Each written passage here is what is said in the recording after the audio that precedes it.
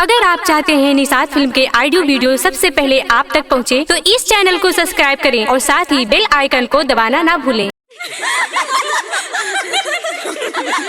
ए सखी उहाँ देखा जूता रखल बजा लेला। चुप रही देखा तानी। अरे ई सखी 10,000 से कम न लिया हो। अरे ठीक बा हो। अरे हमार जुतवा का भइल?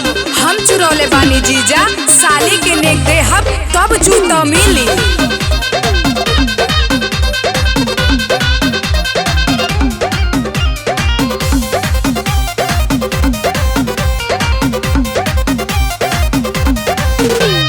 कोहबर में जूता चुरौले बानी जीजा, 10,000 चाही न चाही बर्गर पिज्जा। अरे ये जीजा हाँ तो बोल।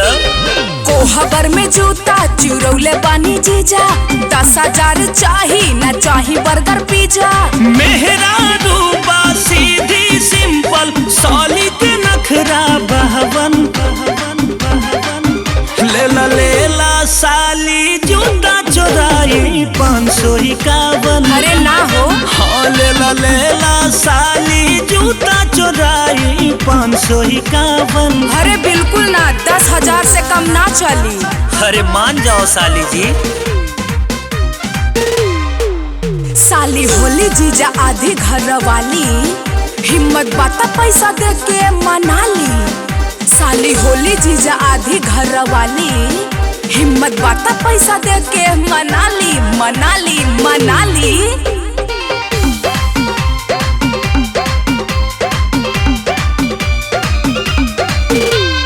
होई जब तो हर शादी सोने के हार दे हम। साथ चली हा शॉपिंग पूरा बाजार दे हम। होई जब तो हर शादी सोने के हार दे हम। साथ चली हा शॉपिंग पूरा बाजार दे हम। देर हो खतबा विदाई के सब बराती खड़ा तोहरे आंगन। लेला साली जूता चोराई 1,051। हाँ लेला साली जूता चोराई 1,051। अरे ना कोनो गुंजाइश ना, बस सॉरी। अरे मान जा रे। अब चली नहीं कवनो बहाना, मने ना मन पैसा देकर तभी बाहर है जाना। अच्छा जीजा चली नहीं कवनो बहाना, पैसा देकर तभी बाहर है जाना। अच्छा।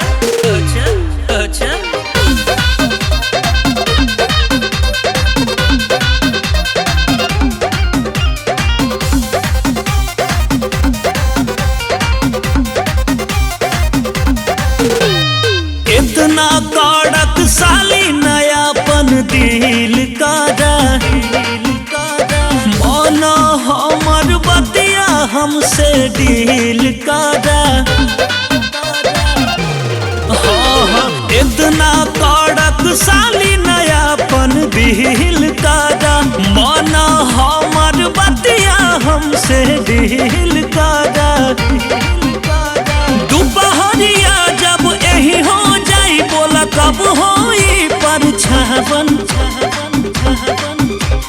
लेला साली जूता चोराई 5,051। हाँ लेला साली जूता चोराई 5,051। थैंक यू मेरे प्याले जीजू।